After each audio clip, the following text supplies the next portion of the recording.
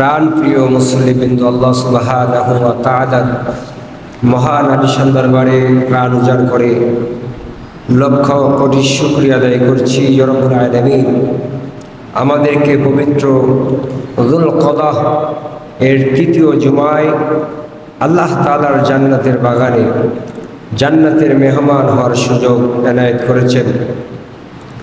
সে রব্বে কারিমের মহান দরবারে সকলেই কালিমাতে শুকর আদায় করে জবান খুলে পড়ি আলহামদুলিল্লাহ।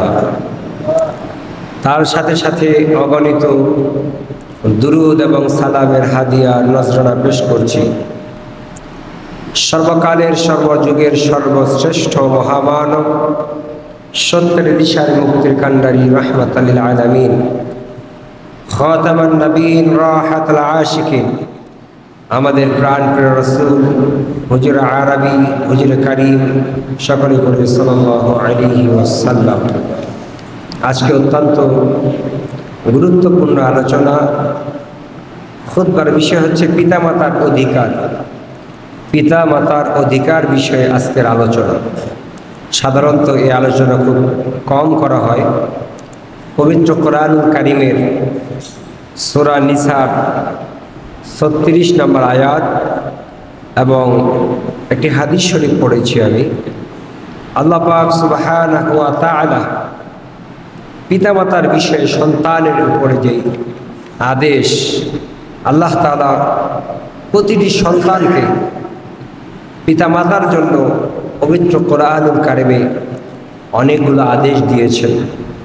তার মধ্যে এই আয়াতে কারিমা আল্লাহ তাআলার সাথে ওয়া'বুদুল্লাহা ওয়া লা তুশরিকু বিহি শাইআন ওয়া বিল ওয়ালিদাইনি ইহসানা, তোমরা আল্লাহ তাআলার ইবাদত করো এবং তার সাথে কোনো বস্তুকে শরীক করিও না, আর পিতামাতার প্রতি সৎ ব্যবহার করো। বলি সুবহানাল্লাহ।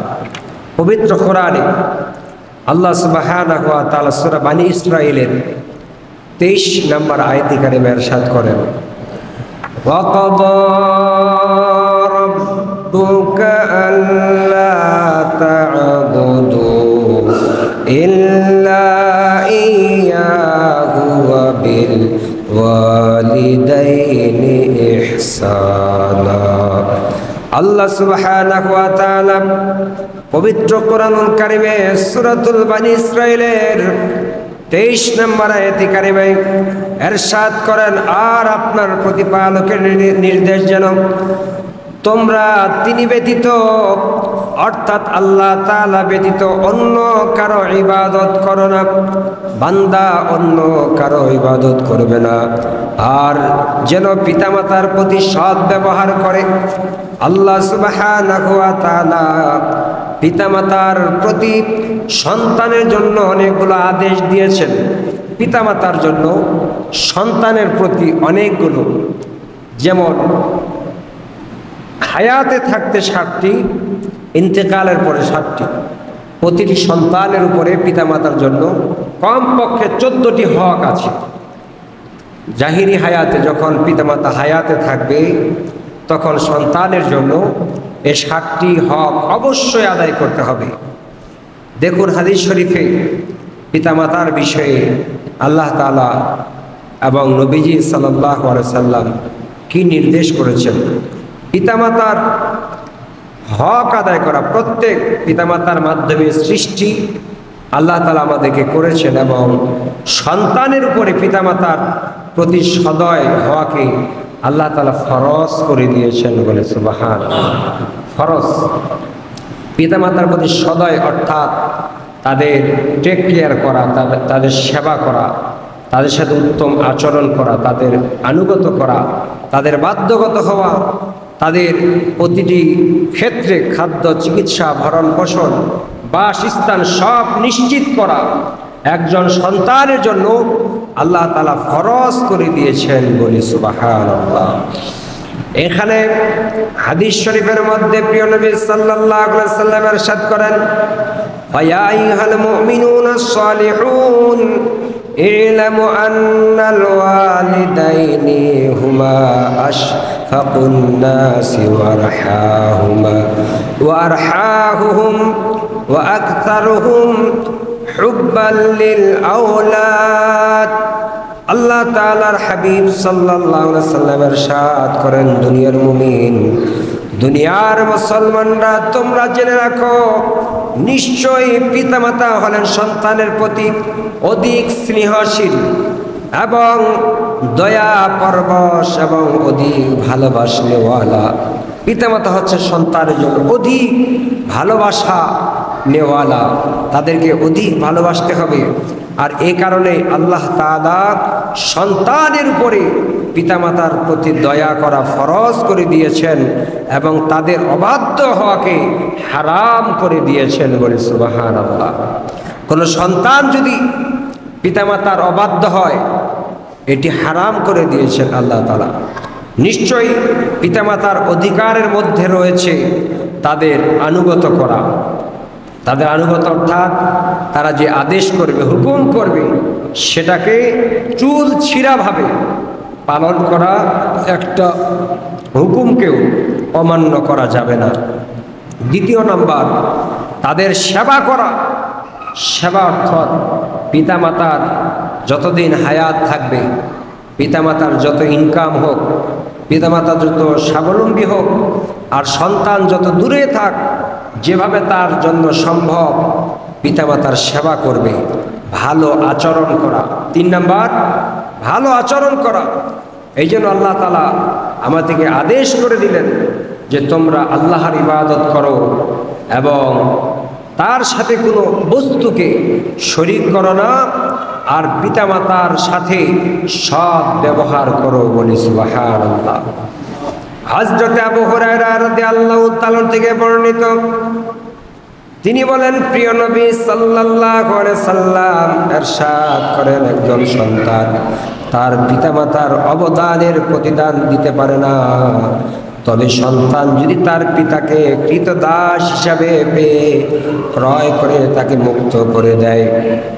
একজন সন্তান যদি স্বাবলম্বী হয়, সাবালক হয়, হওয়ার পরে বিত্তবান হয়, আর সে যদি খবর পায় তার পিতা কারো কাছে কৃতদাস হিসাবে বিক্রি হয়ে গেছে, সন্তান যদি সেখান থেকে ক্রয় করে তার পিতাকে আজাদ করে দেয়, এরপরও পিতার হক আদায় হবে না বলি সুবহানাল্লাহ।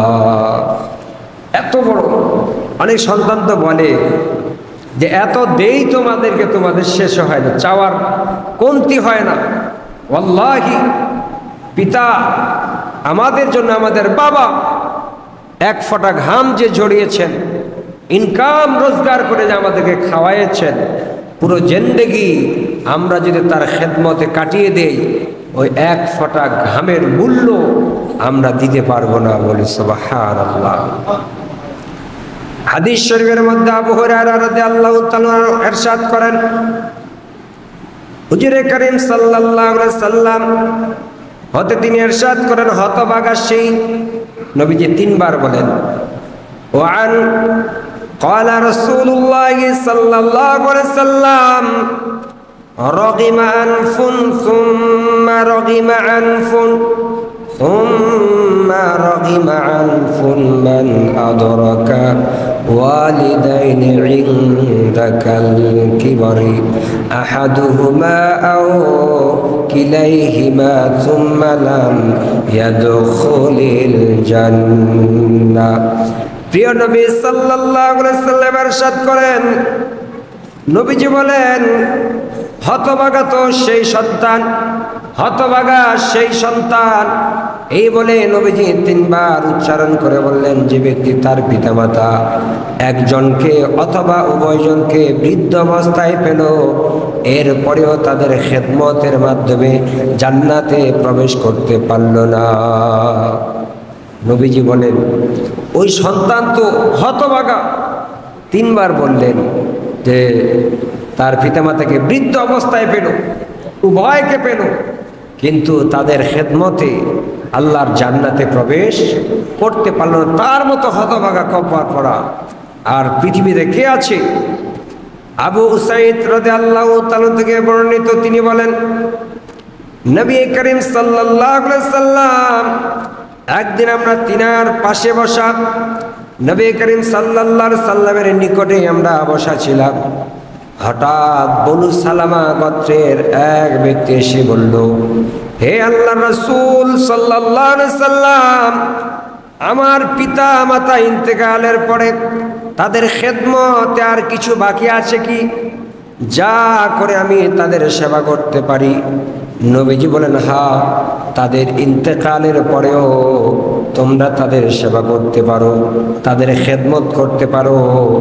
সেটা হলো তাদের জন্য দোয়া করা, তাদের জন্য ক্ষমা চাওয়া, তাদের ওয়াদা বা চুক্তি কার্যকর করা, এবং তাদের মাধ্যমে যে রক্ত সম্পর্কীয় আত্মীয় স্বজনকে পেয়েছ তাদের সাথে সুসম্পর্ক বজায় রাখা, এবং তোমার পিতামাতার আত্মীয় স্বজন বন্ধু বান্ধব তাদেরকে সম্মান করার মাধ্যমে তোমার পিতামাতার খেদমত হয়ে যাবে। বলে সুবহানাল্লাহ। বাবা ইন্তেকাল করেছেন, বাবার রক্ত ফুপু, ভাতিজা, ভাগিনা, অন্যান্য বাবা যে সমস্ত আত্মীয় স্বজন রেখে গেছেন তাদের সাথে সুসম্পর্ক রাখতে হবে। মা ইন্তেকাল করেছেন, মায়ের বোন, খালা আর অন্যান্য যারা আছে তাদের সাথে সম্পর্ক বজায় রাখতে হবে। যদি তাদের সেবা করা যায়, পিতামাতা ইন্তেকালের পরেও পিতামাতার উভয়ের আত্মীয় স্বজনের সাথে, বন্ধু বান্ধবের সাথে সুসম্পর্ক রাখলে পিতামাতার খেদমত হয়ে যায়। বলে সুবহানাল্লাহ। আর তাদের জন্য দোয়া করা, পিতামাতার জন্য দোয়া করা স্পষ্ট। وقال رسول الله صلى الله عليه وسلم ألا أنبئكم بأكبر الكبائر ثلاثا قلنا بلى يا رسول الله صلى الله عليه وسلم قال الإشراك بالله وعقوق الوالديه وكان متكئا فجعل فقال الألا وقول الزور وشهادة الزور متفق عليه। প্রিয় নবী সাল্লাল্লাহু আলাইহি সাল্লাম ইরশাদ করেন, আমি কি তোমাদেরকে সবচেয়ে বড় অপরাধ সম্পর্কে জানাবো? নবীজি সাহাবা একরামকে বলছেন, এ আমার সাহাবারা, আমি কি তোমাদেরকে সবচেয়ে যে বড় অপরাধ এটার বিষয়ে জানাবো? সাহাবা একরাম এই কথাটি শুনে তারা বললেন, জি অবশ্যই। নবীজি তিনবার বললেন যে, নবীজি সাল্লাল্লাহু আলাইহি সাল্লাম বললেন যে বিআকবারিল কাবাইরি সালাসা। প্রিয় নবী সাল্লাল্লাহু আলাইহি সাল্লাম এই বাক্যটি তিনবার উচ্চারণ করলেন যে আমি কি তোমাদেরকে সবচেয়ে বড় অপরাধ সম্পর্কে জানাবো?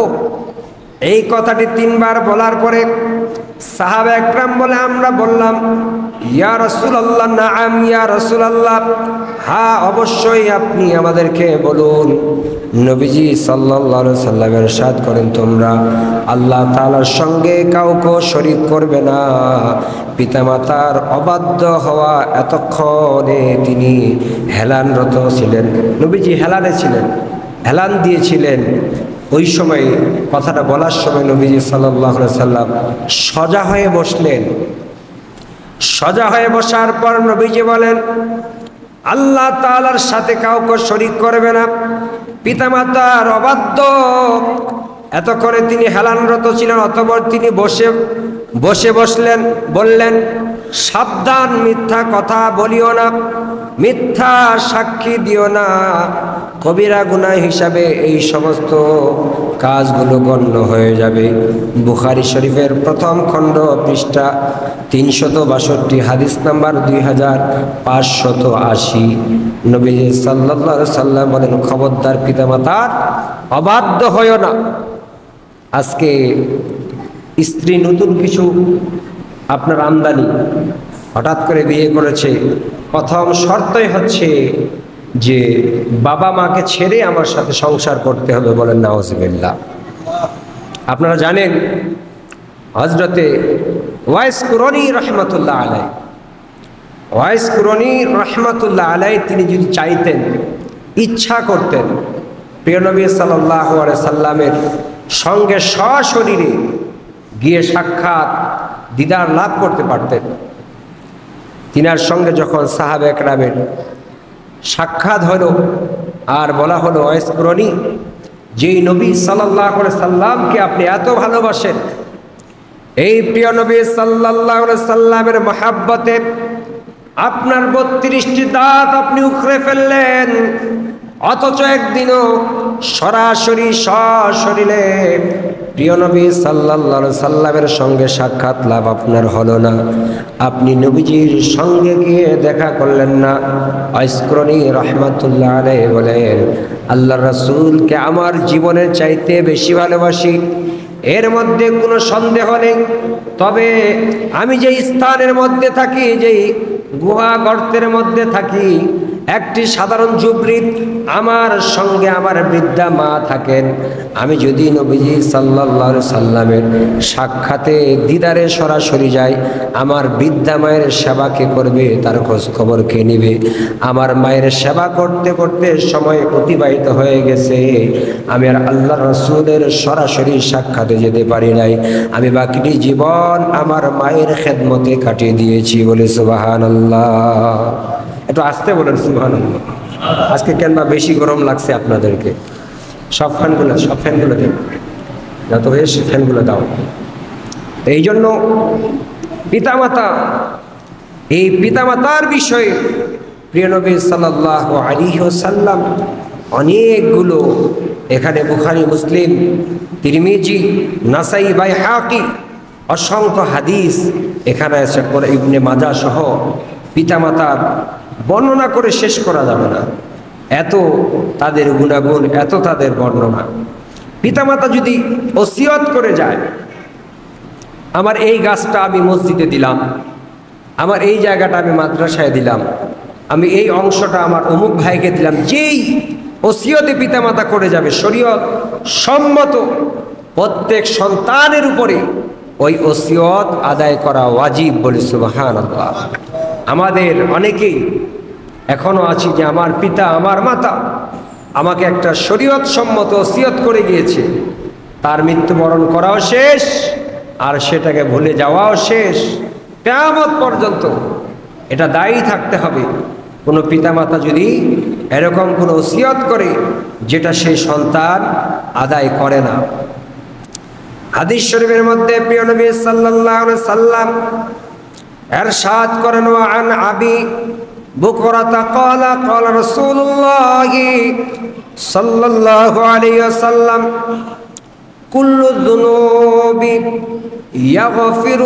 ইয়াগফিরুল্লাহু মিনহা মা শাআল্লাহু ইল্লা উকুকাল ওয়ালিদাইনি ফাইন্নাহু ইউআজ্জিলু লিসাহিবিহি বিল হায়াতি ক্বাবলাল মামাতি। রাওয়াহুল বাইহাকি।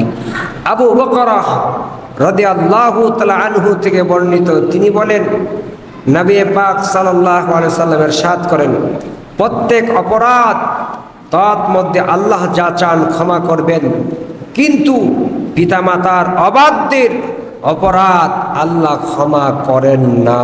বলেন নাউযুবিল্লাহ।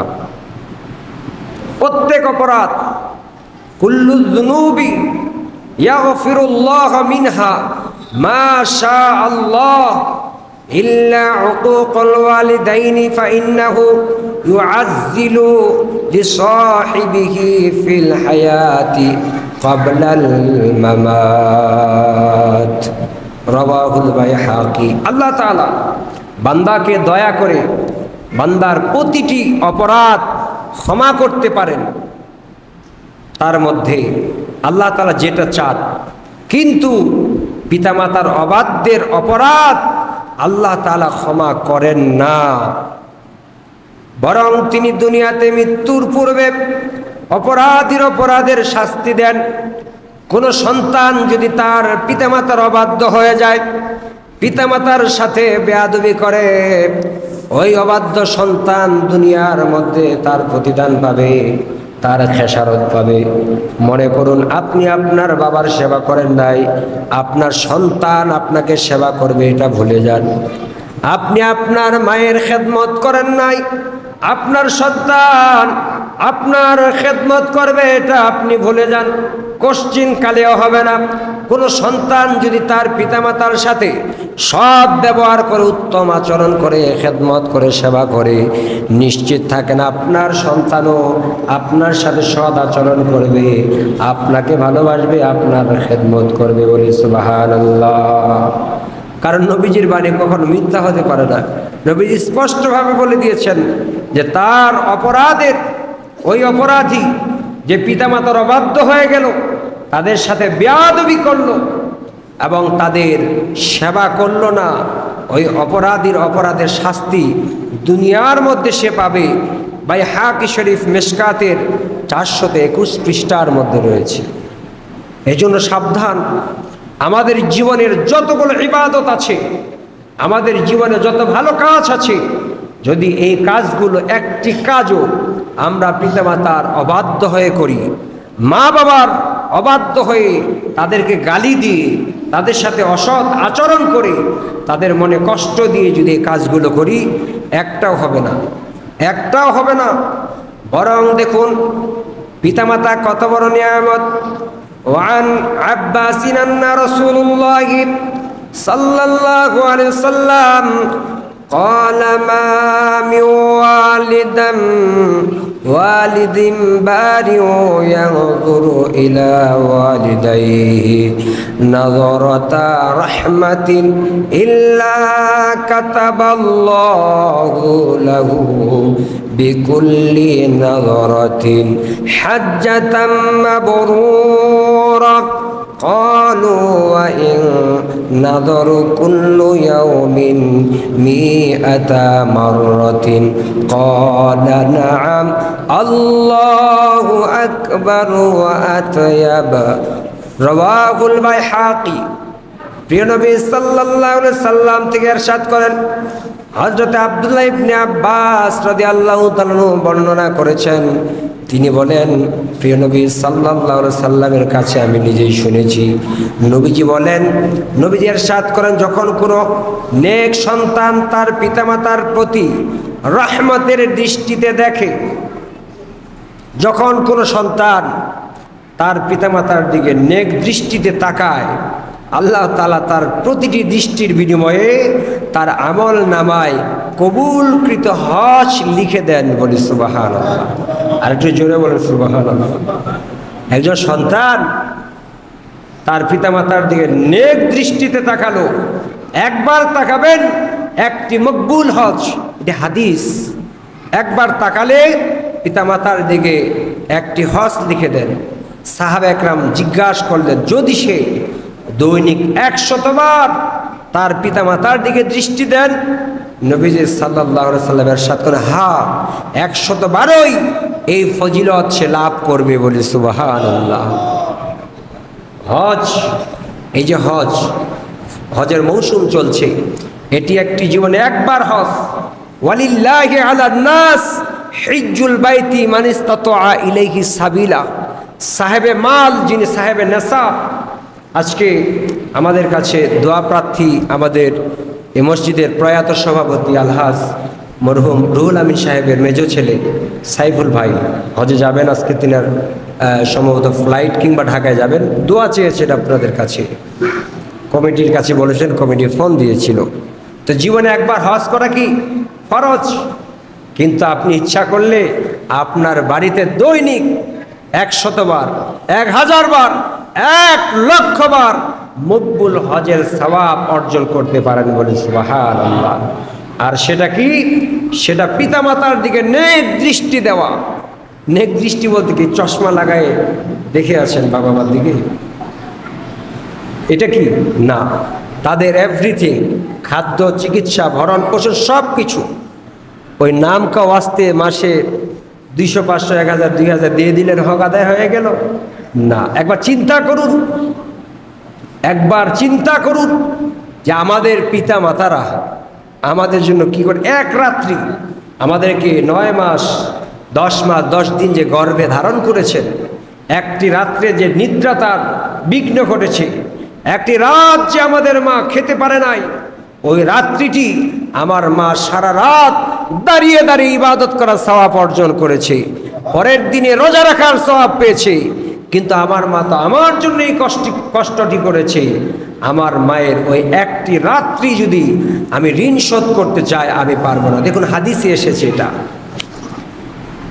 একজন সাহাবা প্রিয় নবী সাল্লাল্লাহু আলাইহি সাল্লামের কাছে গিয়ে বলেন, ইয়া রাসূলুল্লাহ, ইয়া হাবিবাল্লাহ, আপনার কাছে আমার আরজ, ও আল্লাহর রাসূল সাল্লাল্লাহু আলাইহি সাল্লাম, আমি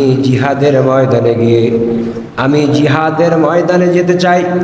যাওয়ার পরে রব্বুল আলামিন এই দুনিয়াতে যে আমাকে পাঠিয়েছেন, খলাকাল জিন্না ওয়াল ইনসা ইল্লা লিয়াবুদুন, আল্লাহ তাআলা ইবাদত করার জন্য আমাকে দুনিয়ার মধ্যে পাঠিয়েছেন। সে রব্বে কারিমের হক আমি আদায় করতে চাই। নবীজি সাল্লাল্লাহু আলাইহি সাল্লাম বলেন, কিভাবে তুমি করতে চাও? ওই সাহাবা বলে, আমি জিহাদ করে শহীদ হয়ে আমার জীবনটা ইসলামের জন্য আমি বিলীন করে দিতে চাই। নবীজি সাল্লাল্লাহু আলাইহি সাল্লাম বলেন, তোমার বাড়িতে তোমার বৃদ্ধা পিতা মাতা আছে কি? ওই সাহাবা বলে, ইয়া রাসূলুল্লাহ, আমার মা আমার বাবা আমার বাড়িতে আছে, হায়াতে আছে। প্রিয় নবীজি সাল্লাল্লাহু আলাইহি সাল্লাম বলেন, যাও তোমার বাড়িতে তোমার বৃদ্ধা পিতা মাতার সেবা করো। তাদের সেবা করলে ওই জিহাদের ময়দানে যে সওয়াব পাবে, সে সওয়াব তোমার আমলনামায় দেওয়া হবে। হাদিস শরীফ। এই জন্য প্রিয় নবী সাল্লাল্লাহু আলাইহি ওয়াসাল্লাম, এই হাদিস শরীফটি এসেছে এইভাবে, অনেক লম্বা হাদিস। ফাকালা উবাবিউকা আলাল হিজরাতি ওয়াল জিহাদি। প্রিয় নবী সাল্লাল্লাহু আলাইহি সাল্লামের কাছে ওই আগন্তুক আব্দুল্লাহ ইবনে আমর রাদিয়াল্লাহু তাআলা থেকে বর্ণিত একজন আগন্তুক যুবক এসে বললেন, ইয়া রাসূলুল্লাহ সাল্লাল্লাহু আলাইহি সাল্লামের নিকট ওই ব্যক্তি এসে বললেন, আমি অঙ্গীকার করে আমি আপনার কাছে ওয়াদা দিয়ে এতটুকু প্রতিজ্ঞা করতে চাই, আল্লাহ তাআলা যে আমাকে দুনিয়ার মধ্যে সুস্থ রেখেছেন, আল্লাহ তাআলা আমাকে খাওয়ান, তিনি আমাকে এই পৃথিবীতে আশরাফুল মাখলুকাত হিসেবে সৃষ্টি করেছেন, এর বিনিময়ে আমি আল্লাহ তাআলার নিকট পুরস্কার চাই। তখন নবীজি সাল্লাল্লাহু আলাইহি সাল্লাম বলেন, তোমার পিতামাতার মধ্যে যে জীবিত আছে, কে আছে? সে বলে, উভয় আছে। নবীজি বলেন, উভয়ে জীবিত যদি থাকে তাদের কাছে ফিরে যাও, তাদের খেদমতে বাকিটা জীবন কাটাও, তোমাকে রব্বুল আলামিন মকবুল হজের সওয়াব দিয়ে দিবেন এবং আল্লাহ তাআলার গোলামি করার যেই সওয়াব, জিহাদ করার যে সওয়াব তোমাকে দিয়ে দিবে। এই জন্য প্রিয় নবী সাল্লাল্লাহু আলাইহি ওয়াসাল্লাম সব সময় মা বাবার কথা বলেছেন। নবীজি সাল্লাল্লাহু আলাইহি ওয়াসাল্লাম বলেন যে আল্লাহ তাআলার সন্তুষ্টি যদি তুমি হাসিল করতে চাও, রিদা রব্বি ফিল রিদা ওয়ালিদাইন ফাখাতুল রব্বি ফি সাখাতিল ওয়ালিদাইন, রাওয়াহু তিরমিজি। আমরা সারা জীবন শুনেছি আল্লামা আব্দুল্লাহ ইবনে আমর রাদিয়াল্লাহু তাআলা থেকে বর্ণিত, তিনি বলেন, প্রিয় নবী সাল্লাল্লাহু আলাইহি সাল্লামের সাথ করেন, পিতামাতার সন্তুষ্টির মধ্যেই আল্লাহ তাআলার সন্তুষ্টি এবং পিতামাতার অসন্তুষ্টির মধ্যেই আল্লাহ তাআলার অসন্তুষ্টি। আপনি যদি আল্লাহ তাআলাকে খুশি করতে চান, রাজি করতে চান, তাহলে পিতামাতাকে আগে খুশি করতে হবে। পিতামাতার অবাধ্য হয়ে সারা রাত তাহাজ্জুদ পড়ে পড়ে যদি কপাল কালো হয়ে যায়, পিতামাতাকে না খাওয়ায়, না সেবা করে, মা বাবাকে কষ্ট দিয়ে, গালি দিয়ে যদি সারা রাত আপনি তাহাজ্জুদ পড়েন, দিনে ইশরাক, আওয়াবিন, চাস, যত নামাজ আছে, যত ইবাদত আছে, খানা কাবার মধ্যে যদি আপনি মাথা একদম ঠেকায় থেকে থাকেন, এরপরেও পিতা মাতা যদি আপনার উপরে অভিসম্পাত দেয়, নারাজ থাকে, অখুশি থাকে, কোনো ইবাদত কবুল হবে না। এক সাহাবা নবীজির কাছে গিয়ে বলে, ইয়া রাসূলুল্লাহ, ইয়া হাবিবাল্লাহ, আমি আমার মায়ের দুধের ঋণ পরিশোধ করতে চাই, আপনি আমাকে অনুমতি দিলে আমি একটি পদ্ধতি অবলম্বন করতে চাই। নবীজি সাল্লাল্লাহু আলাইহি সাল্লাম ওই সাহাবাকে বললেন, ফুলান তুমি কিভাবে তোমার মায়ের দুধের ঋণ পরিশোধ করতে চাও? ওই সাহাবা বলে, ইয়া রাসূলুল্লাহ, ইয়া হাবিবাল্লাহ, আমি আমার মাকে পিঠে করে খানা কাবা তাওয়াফ করব, হজ করব, আবার আমার বাড়িতে ফিরে আসব, আমার মায়ের দুধের ঋণ পরিশোধ হবে কিনা? নবীজি বললেন, তোমার মাকে তোমার পিঠে করে মক্কাতুল মুকাররমা, মদিনাতুল মুআজ্জামা, সাফা, মারওয়া, মুজদালিফা, মিনা সব হজের নিদর্শনগুলো শেষ করে আবার তোমার বাড়িতে যদি আসো, আবার যদি যাও, এইভাবে আসা যাওয়ার মধ্যে যদি কিয়ামত হয়ে যায়, তোমার মায়ের এক ফোঁটা দুধের ঋণ শোধ হবে না। এক ফোঁটা। তোমার যে বুকের চামড়াটা আছে, এই বুকের চামড়া যদি ছিলে তোমার মায়ের স্যান্ডেল বানায় দাও, তবুও তোমার মা যে তোমাকে দুধ পান করিয়েছেন 30 মাস, এক ফোঁটা দুধের ঋণ শোধ হবে না। বলে সুবহানাল্লাহ। এই চিন্তাটা যদি আমাদের মধ্যে থাকে, তাহলে কোনো পরিবারে কি হবে না? কোনো পরিবারে অশান্তি হবে না। বউ আগে না মা আগে? একটা হুজুর, একজন বক্তা বলতেছে ওয়াজ বাড়িতে যে বউ আগে নাকি মা আগে? আচ্ছা, মা তো মরে গেলে শেষ, বউ গেলে আর বউ পাবো কই? এই জন্য স্ত্রী হক স্ত্রীর কাছে, পিতামাতার হক পিতামাতার কাছে, সন্তানের হক সন্তানের কাছে। এরকম একটি হাদিসও আছে। এক সাহাবা এসে নবীজি সাল্লাল্লাহু আলাইহি সাল্লামের কাছে নালিশ করলে, ইয়া রাসূলুল্লাহ, ইয়া হাবিবাল্লাহ, আমার পিতা, আমার সন্তানাদি আছে, আমার স্ত্রী আছে, তবে আমার পিতা হায়াতে থাকার কারণে আমার ভাগের সম্পদ আমাকে বুঝায় দেয় না। আছে না এরকম? সন্তান বাবার মাথায় বাড়ি দেয় যে আমার ভাগটা দে, তারপর মারা যা। এরকম বাবার সাথে বেয়াদবি করে। নবীজি সাল্লাল্লাহু আলাইহি সাল্লামের কাছে যখন ক্বালা ইয়া রাসূলুল্লাহ সাল্লাল্লাহু আলাইহি সাল্লাম, ইন্না লি মালাও ওয়ালাদা ওয়া ইন্না আবি বুরিদু আন ইয়াজতাহা মালি, ফাকালা আনতা ওয়া মালুকা লি আবিকা, রাওয়াহু ইবনু মাজাহ। ওই সাহাবা এসে বললেন, ইয়া রাসূলুল্লাহ, ইয়া হাবিবাল্লাহ, নিশ্চয় আমার সম্পদ ও সন্তান রয়েছে, আমার পিতা আমার সম্পদ নিজের মতো ব্যবহার করতে চান। উত্তরে প্রিয় নবী সাল্লাল্লাহু আলাইহি সাল্লাম বললেন, তুমিও তোমার সম্পদ, তুমিও তোমার সম্পদ, সন্তান তোমার সম্পদ, তোমার পিতার সম্পদ। বলে সুবহানাল্লাহ। মনে বুঝেন নাই? তুমি এবং তোমার সম্পদ, এটা হলো তোমার পিতার সম্পদ, অর্থাৎ তোমার পিতার দেহে যতদিন প্রাণ আছে, তুমি এবং তোমার সম্পদ, এটার হকদার হলো তোমার পিতা। বলে সুবহানাল্লাহ। সে এক স্পষ্ট হাদিস, রাওয়াহু ইবনে মাজাহ। তাহলে চিন্তা করুন, আপনার পিতা যদি বেঁচে থাকে, আপনার পিতার প্রপার্টিতে আপনার কোনো কর্তৃত্ব নাই, আপনার পিতার অবর্তমানে তিনি ইন্তেকাল করলে আপনার ভাগে যেটা আসে সেটারই আপনি মালিক। এর উপর অনেকে দেখা যায় গ্রামে গঞ্জে যে বাপকে ধমক দিয়ে, এক ঘোড়া করে থাপড় দিয়ে, চাপ দিয়ে টিপসই দিছে, টিপসই বলে যে অমুক জায়গায় একটা খাজনা দিতে হবে, কিংবা এখানে পর্চা কাটতে হবে, একটা চৌহদ্দির সমস্যা আছে, একটা টিপ দাও। একটু লেখাপড়া করছে, টিপ একটা নেওয়ার বিনিময়ে এদিকে 50 বিঘা লিখে নিচ্ছে, বাকি 3-4 ভাইকে মাহরুম করে ফেলেছে।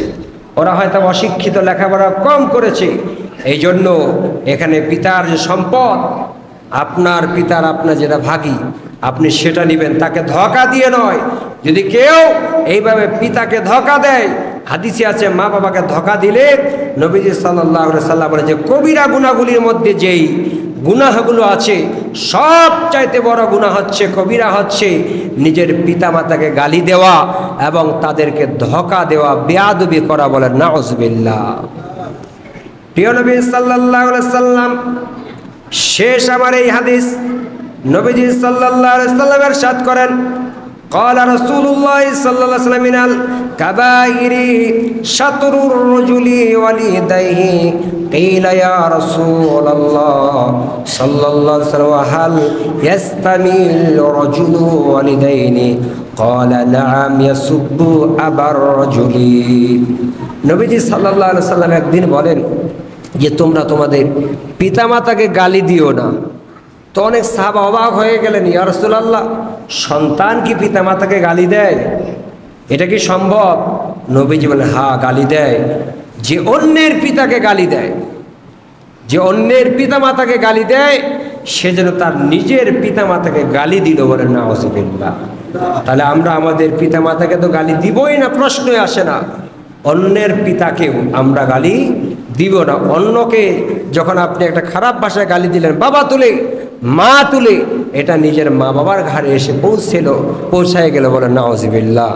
আল্লাহ সুবহানাহু ওয়া তাআলা আমাদের সবাইকে পিতামাতার বাধ্যগত সন্তান, অনুগত সন্তান, পিতামাতার গর্বিত সন্তান হয়ে আল্লাহর ইবাদত করা তৌফিক এনায়েত করুন। সকলে বলে আমিন। ওয়া আখিরু দাওয়ানা আলহামদুলিল্লাহি রাব্বিল আলামিন। যারা সুন্নাত পড়েন সুন্নাত